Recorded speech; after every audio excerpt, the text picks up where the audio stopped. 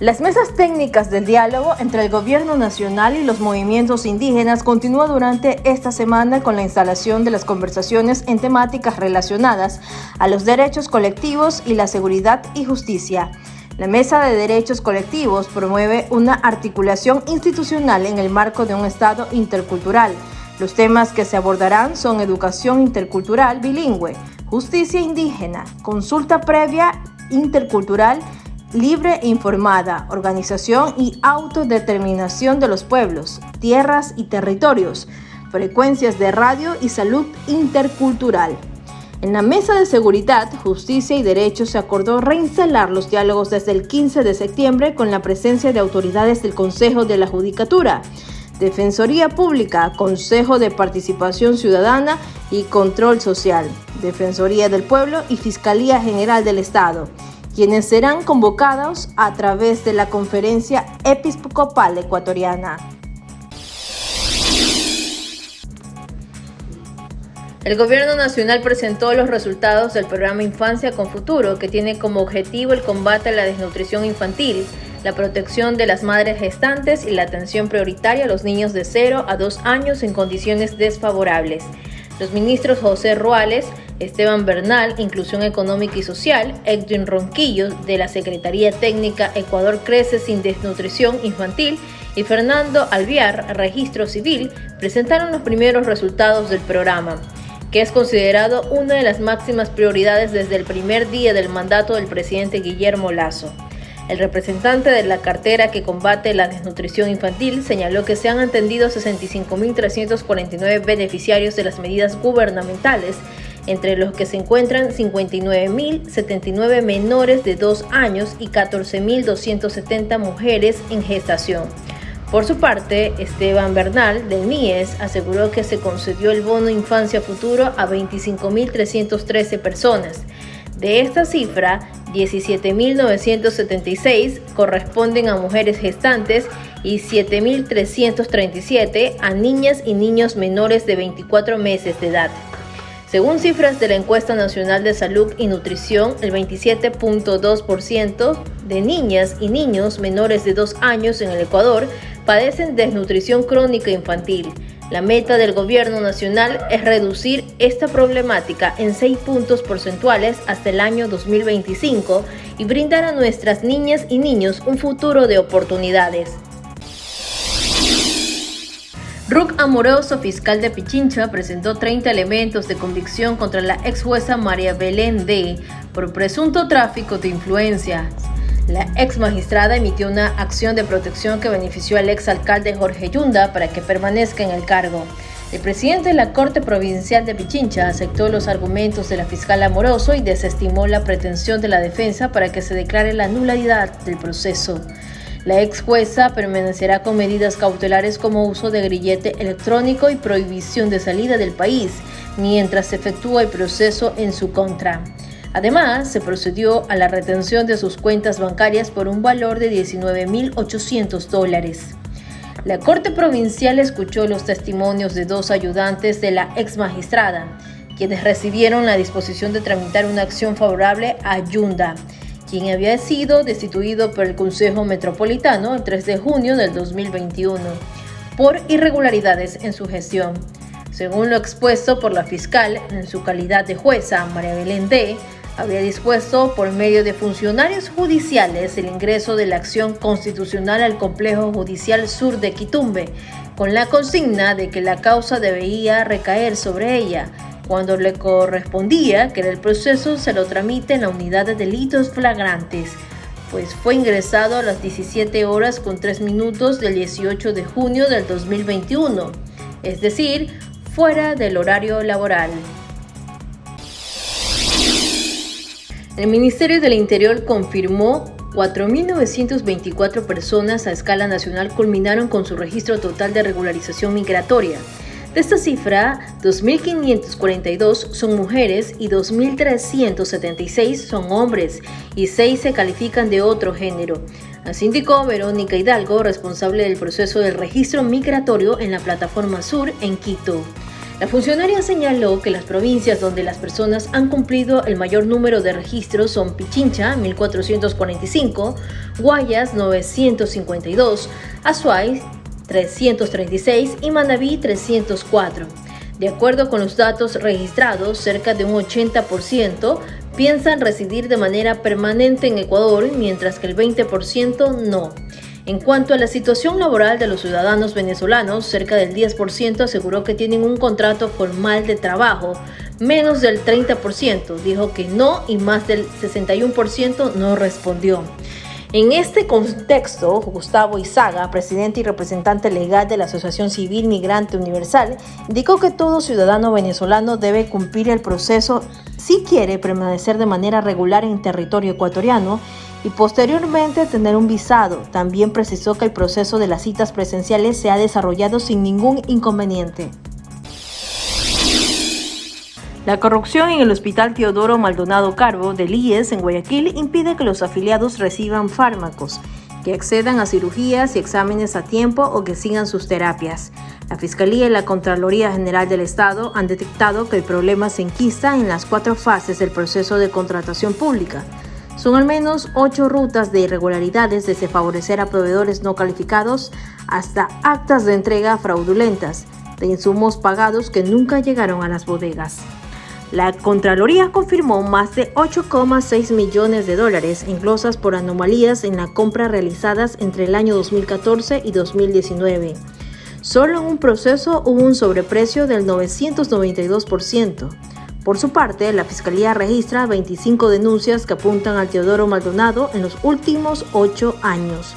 El 48% es por presunto peculado, por la apropiación de dineros públicos. Del total de casos, 17 están en indagación previa. Una denuncia en contra del asambleísta Fernando Villavicencio ingresó el legislador Fernando Cedeño por presunto tráfico de influencias, testaferrismo, asociación ilícita y declaración fraudulenta. Cedeño sostiene que Villavicencio sería parte de un entramado de corrupción relacionado con empresas farmacéuticas.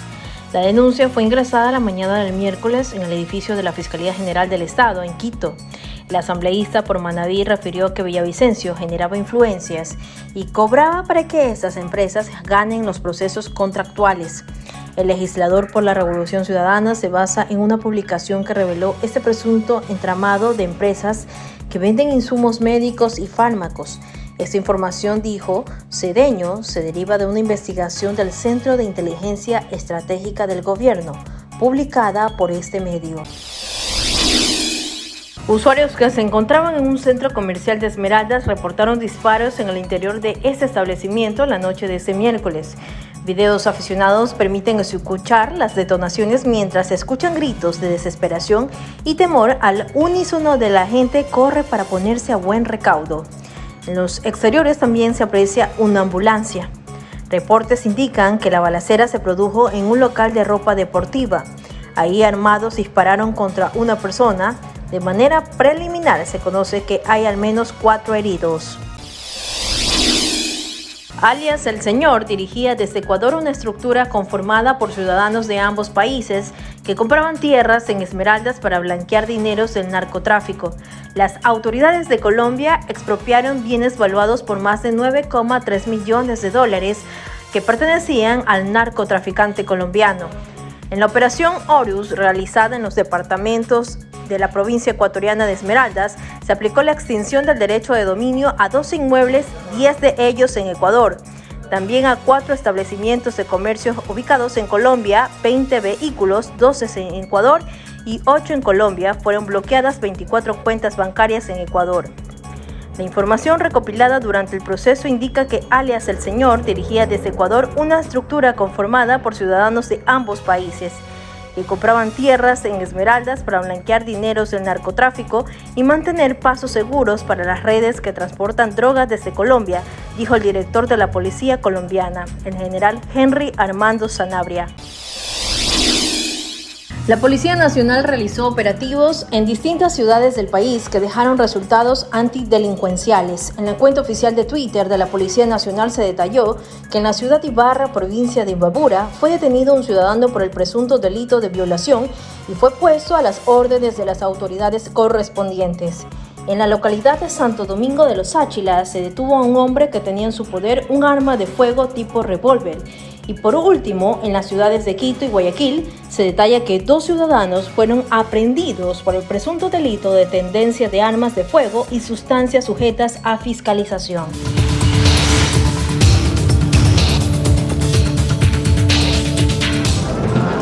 Justo a las 2:22 de la tarde en Londres, el féretro de Isabel II inició su recorrido desde el Palacio de Buckingham hasta Westminster Hall, donde reposará hasta el próximo lunes. El recorrido de 38 minutos fue fielmente escoltado en primera fila por Carlos III, sus hijos y miembros de la realeza activos vestidos con uniformes militares.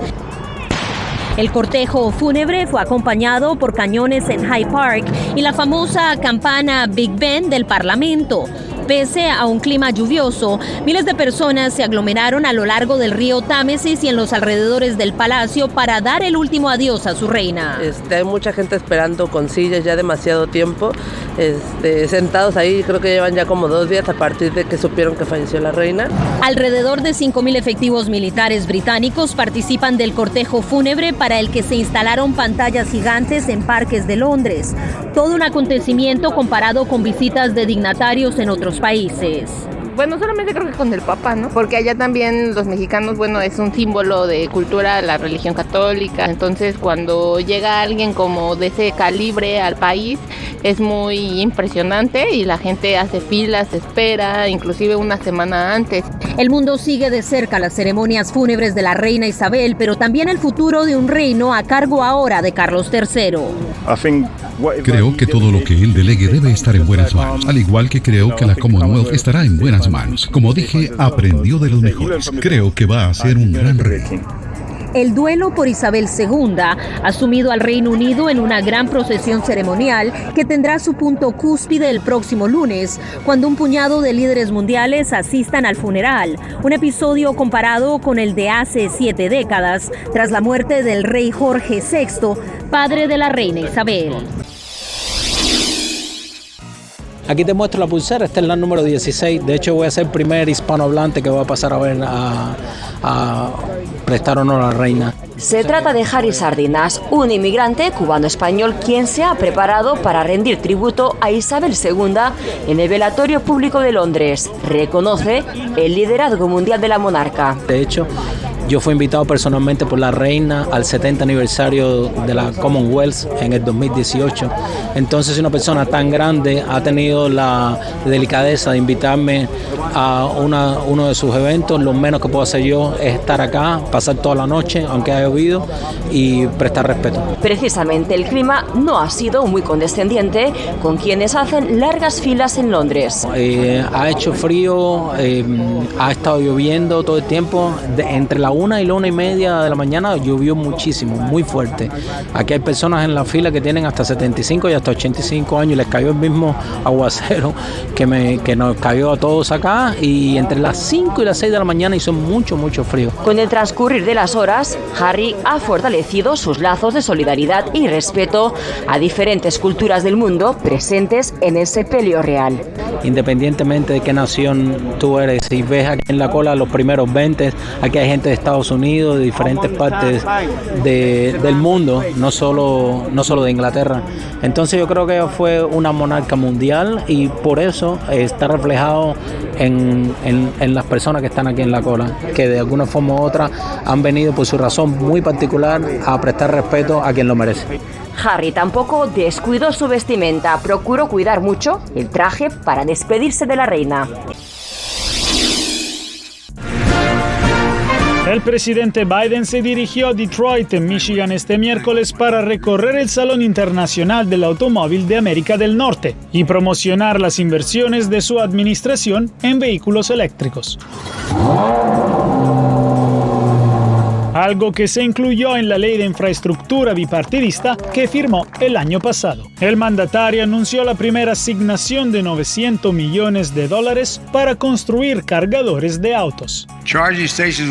Las estaciones de carga estarán listas y serán fáciles de encontrar como las gasolineras ahora. También vamos a invertir $7,000 millones para hacer que las empresas automotrices estadounidenses tengan las baterías y otros materiales críticos que necesitan las empresas automotrices. Sin embargo, el tema de los altos precios en Estados Unidos sigue siendo central y un nuevo informe aleccionador muestra que la inflación no se ha enfriado como esperaban la Casa Blanca y muchos economistas, con precios aún más altos que los salarios. Esa tendencia desafía los esfuerzos de Biden para replantear la economía como un tema ganador para él y su partido antes de las elecciones de medio término. Sé que han sido unos años difíciles en lo que respecta a este país. Los desafíos que enfrentamos se encuentran entre los más difíciles de la historia. Pero tengo que decirles, mientras estoy aquí, hoy muchos de ustedes me conocen bien. Soy más optimista que nunca en toda mi vida sobre el futuro de Estados Unidos. Los precios de los alimentos siguen subiendo, lo que afecta especialmente a las familias de bajos ingresos. El presidente ucraniano Volodymyr Zelensky visitó este miércoles a la ciudad de Izum, recientemente recuperada durante la contraofensiva relámpago de las fuerzas de Kiev, que han hecho retroceder a las tropas rusas de extensos territorios en la región nororiental de Kharkov. Zelensky prometió recuperar la península de Crimea tras izar la bandera ucraniana frente al edificio del ayuntamiento quemado en la ciudad devastada por Rusia, donde los edificios de apartamentos se veían calcinados y perforados por los ataques de artillería.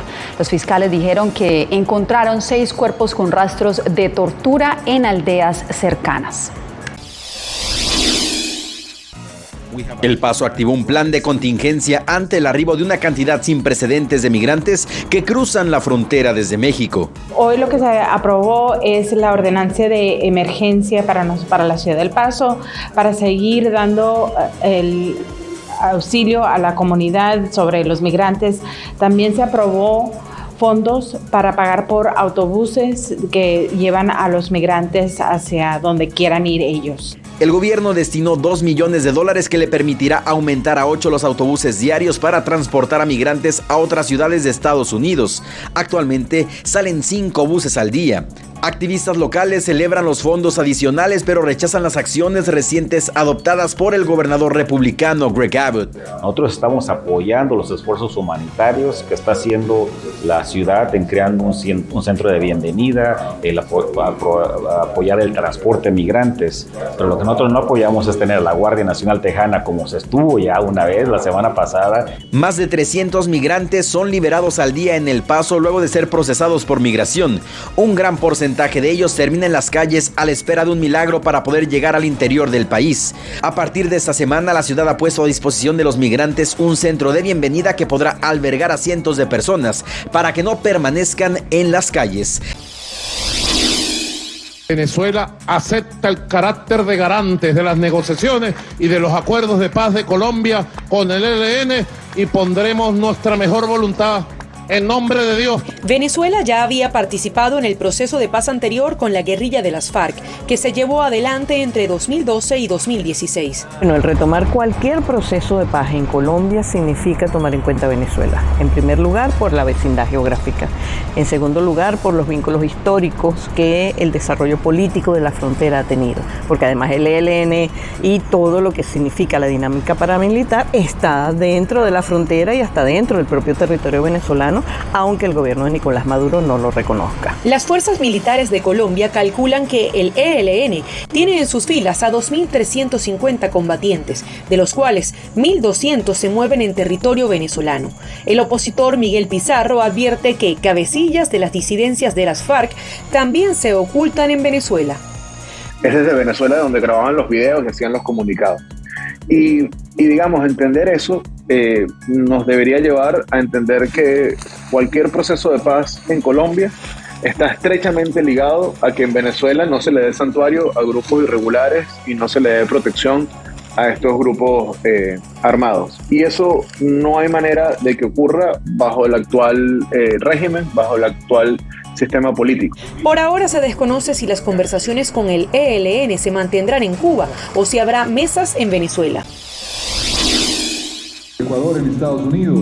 Durante 2 días, altos jefes militares de las Américas analizan en Quito el papel de las Fuerzas Armadas para enfrentar amenazas en materia de seguridad, principalmente el crimen organizado y el narcotráfico. Que constituye una seria amenaza transnacional, así como la presencia de grupos irregulares armados que también se han convertido en un riesgo. Amenazan seriamente no solo a la paz y a la seguridad de los países, sino a la existencia misma de los estados. En la conferencia participa una delegación de Estados Unidos encabezada por la comandante del Comando Sur, general Laura Richardson, quien se reunió la víspera con el presidente Guillermo Lasso, el canciller, el secretario de Seguridad y los comandantes de las Fuerzas Armadas. En su discurso, Richardson se refirió al papel que juegan China y Rusia en la región. En Sudamérica, China está jugando ajedrez y Rusia está jugando damas. Acciones multifacéticas combinadas están desestabilizando la región. Richardson también abordó el tema de la seguridad ambiental y la afectación que ocasiona China en esta parte del mundo, principalmente en materia de minería, tala y pesca ilegal. China también es el mayor ofensor de lo ilegal, de la pesca ilegal e irregular y no reportada en esta región alrededor del mundo. Durante el 51º periodo de sesiones del Consejo de Derechos Humanos de las Naciones Unidas, la Oficina de Derechos Humanos del organismo expresó su preocupación por Nicaragua. En los últimos meses, la oficina ha observado que la situación de derechos humanos en Nicaragua continúa deteriorándose. En el evento que se realiza en Ginebra del 12 al 17 de septiembre, 45 países enviaron una carta al organismo para que el gobierno de Daniel Ortega libere a más de 190 presos políticos, garantice la independencia judicial y cese la represión contra medios independientes. Un diálogo nacional significativo, inclusivo y participativo es una de las vías más eficaces para resolver la actual crisis social, política y de derechos humanos. El mandatario aún no responde al llamado de las Naciones Unidas. Sin embargo, legisladores aliados a Ortega sostienen que el gobierno sandinista es respetuoso de los derechos humanos y de las libertades públicas. Un partido político que ha sido capaz de construir un modelo inspirado en los derechos humanos. Postura que es criticada por organismos de derechos humanos locales, que denuncian que el Estado ha suprimido todas las libertades y ha encarcelado a sus críticos. En Nicaragua se vive la represión cruda, quieren ocultar la persecución, quieren ocultar la tortura. Mediante una alianza para América Central promovida por la vicepresidenta estadounidense Kamala Harris, Honduras ya tiene a su disposición $180 millones que garantizan la creación de 15.000 plazas de trabajo en la industria textil. Este esfuerzo es concentrado en una cosa, y eso es mejorando las vidas de las comunidades de Honduras. El proyecto económico será establecido en la ciudad de Choloma, departamento de Cortés, una región cuyo fuerte productivo es la industria textil. La internacionalización de su producción, destacan analistas consultados por La Voz de América, es crucial para convertir a Honduras en un epicentro de inversiones en la región. El mundo es una aldea global, ya que hay visión nacionalista, estrecha, limitada, territorial, ya pasó a la historia. Hoy debe pensarse en una visión global. Autoridades consulares hondureñas destacan que esta inversión está ligada a programas agrícolas que buscan darle oportunidades a los jóvenes en Honduras, evitando así la migración irregular. Los programas que estamos desarrollando son todos que tienen que ver con la migración, aunque no todos lleven el nombre de programas migratorios. Un programa de generación de empleo a través de la activación agrícola. La inversión anunciada es parte de la iniciativa que ha convocado el compromiso de empresas estadounidenses para invertir en América Central, con el objetivo de erradicar las raíces de la masiva migración de indocumentados hacia Estados Unidos. Esta semana en el departamento de Quetzaltenango, Guatemala, se celebra la Feria Centroamericana de la Independencia. Como parte de las actividades cívicas, se lleva a cabo la elección de la Flor Nacional del Pueblo Maya tras una pausa de 2 años a raíz del COVID-19. También está unido a esto el ceremonial de Coxija Mayaptinimit. Esta es una actividad más que todo para enaltecer nuestra cultura, para dar a conocer la inteligencia, la sabiduría, todo lo que conlleva la mujer maya quiché. Este año participaron 32 candidatas. La representante para el periodo 2022-2023 es Cleidis Agba, originaria de San Juan Chamelco, Alta Verapaz. Me siento muy honrada y feliz por el nombramiento y por representar a mi departamento. El acto de investidura y coronación se dio dentro del ceremonial Ucotzijal Mayab Tinimit en el Teatro Municipal de Quetzaltenango, departamento considerado por historiadores como la capital centroamericana. Se considera a través del tiempo que es el espacio habitado más antiguo que continúa habitado en el país. Cada calle, cada edificio público tiene una historia que contarnos. Durante esta semana habrá más actividades para conmemorar los 201 años de independencia en Guatemala.